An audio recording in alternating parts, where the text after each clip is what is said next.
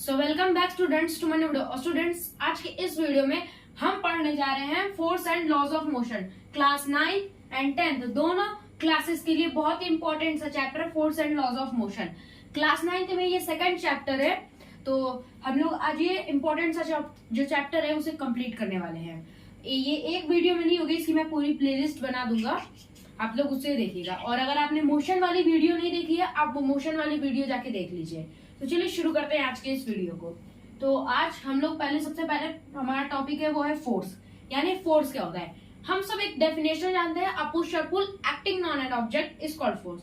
मतलब कि किसी भी ऑब्जेक्ट पे हमको अगर उस ऑब्जेक्ट को उसके जो रेस्ट में है मोशन में लाना है, मोशन में है रेस्ट में लाना है, तो हमें क्या करना पड़ेगा, उस पर फोर्स लगाना पड़ेगा।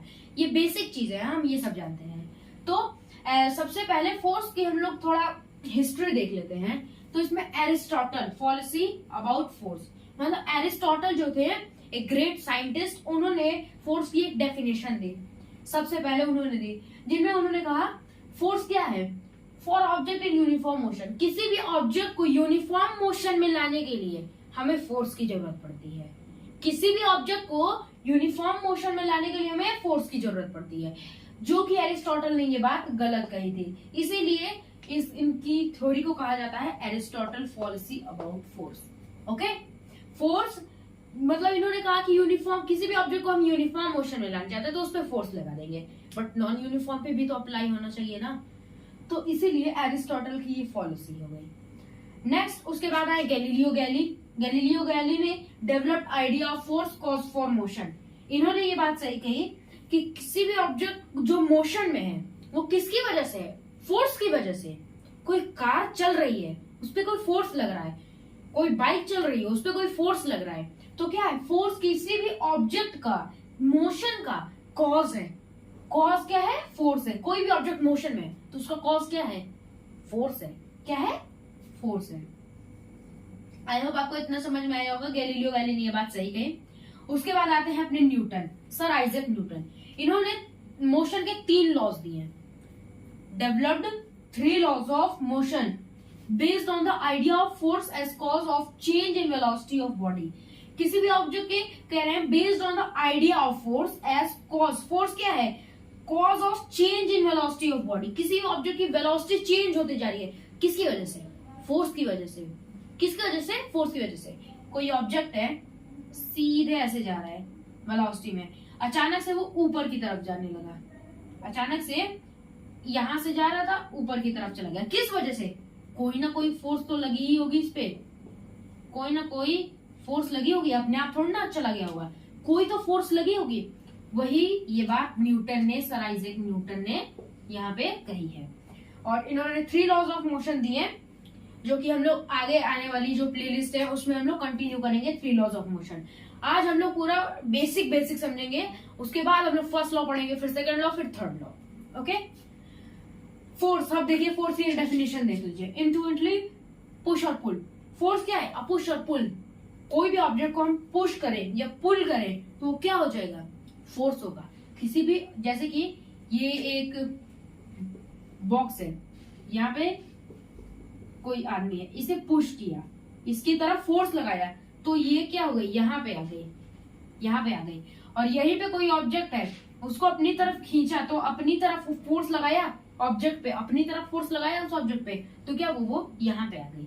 तो क्या हुआ, हम लोग पुश और पुल कर रहे हैं ना, तो उसे कहेंगे force. A push or pull acting on an object is called force. ये एक डेफिनेशन होती है।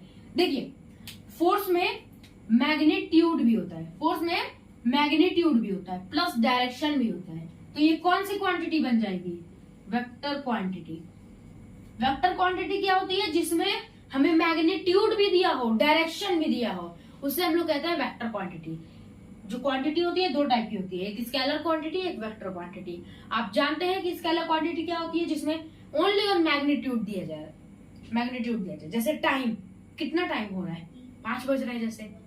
और यही कह दिया जाए फोर्स, मतलब ये किस डायरेक्शन में लगा, कितना लगा। 5 न्यूटन का फोर्स मैंने उस दीवार पे लगाया नॉर्थ डायरेक्शन में, तो हम यहाँ पे मैग्नीट्यूड दे रहे हैं 5 न्यूटन, डायरेक्शन भी दे रहे हैं नॉर्थ। ओके, तो क्या हुआ, ये एक वेक्टर क्वांटिटी है। Force is a vector quantity because it has magnitude and also direction, so it is a vector quantity.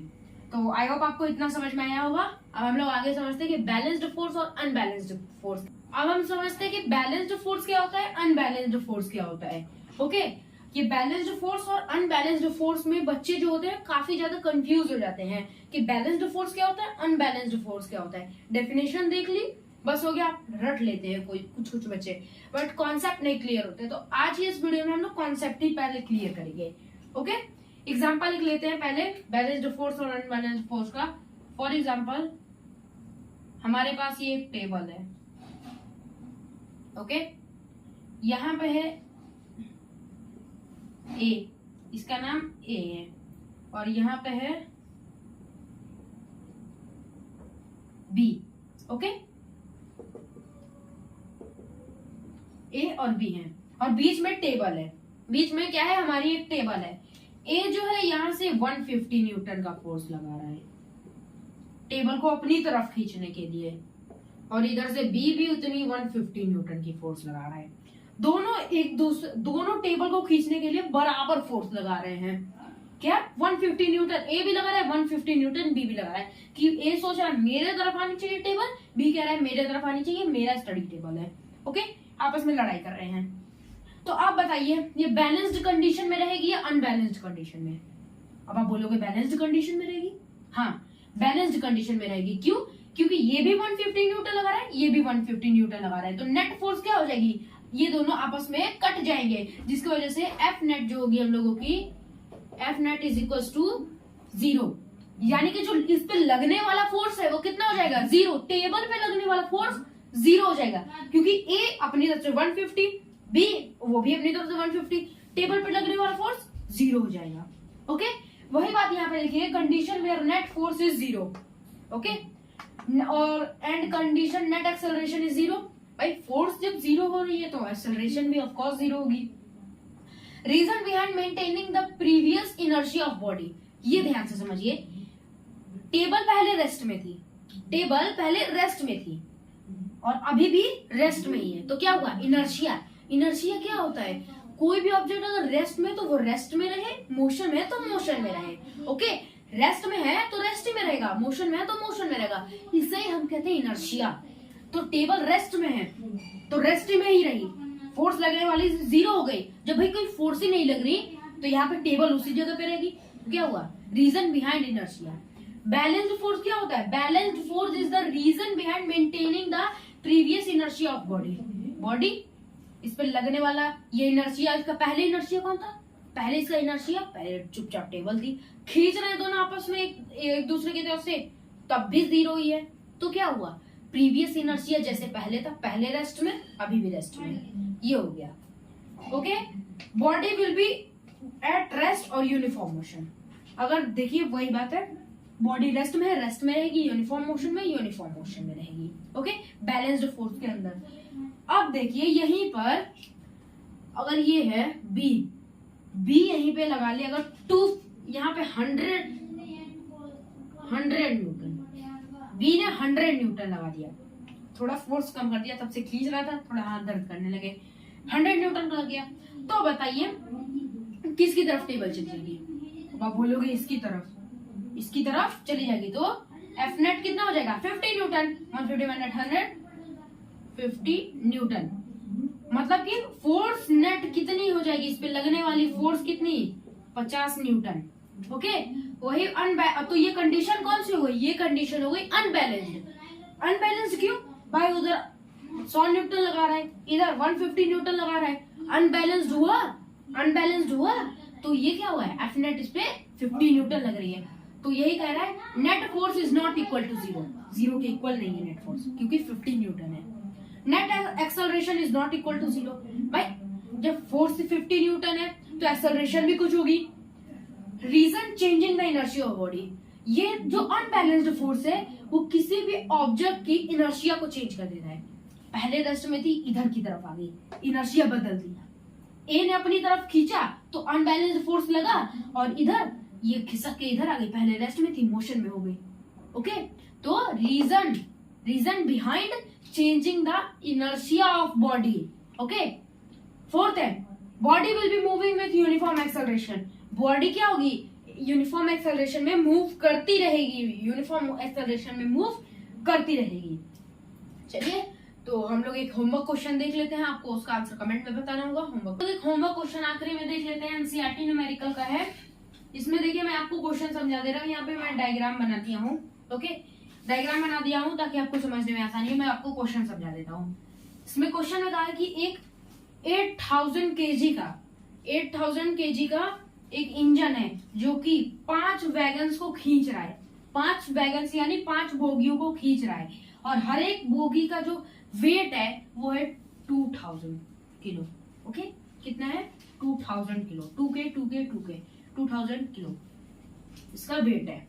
और ये 40,000 न्यूटन के फोर्स से जो इंजन है इसको आगे की तरफ खींच रहा है, और जो पटरी है वो मतलब जो फ्रिक्शन इस पे पैदा कर रही है, फ्रिक्शन पैदा कर रही है। कितना फ्रिक्शन पैदा कर रही है, 5000 न्यूटन का फ्रिक्शन पैदा कर रही है। ओके, मैं आपको यहाँ पे गिवन लिख के दे देता हूँ ताकि आपको क्वेश्चन लगाने में आसानी हो। गिवन में है टोटल, यहाँ पे इंजन का वेट हो जाएगा, इंजन 8K का है, और यहाँ पे आप कैलकुलेट करिएगा तो each wagon is equal to 2K। Force F net आगे की तरफ जो लग रहा है 40,000 न्यूटन, और फ्रिक्शन 5000 न्यूटन है, 5000 न्यूटन लग रहा है। हॉरिजॉन्टल ट्रैक है, तो हमें इसमें बताना है कि नेट एक्सेलरेशन ऑफ फोर्स कितना होगा। नेट एक्सेलरेशन ऑफ फोर्स हमें बताना है, और एक्सेलरेशन ऑफ ट्रेन बतानी है, ट्रेन की एक्सेलरेशन और नेट एक्सेलरेशन ऑफ फोर्स। तो आपको ये आंसर इसका कमेंट में बताना है, मैंने गिवन लिख दिया है। अगर आपको वीडियो पसंद है तो लाइक कीजिए, शेयर कीजिए, सब्सक्राइब कीजिए। चलते हैं अगले वीडियो में, तब तक के लिए बाय, थैंक यू।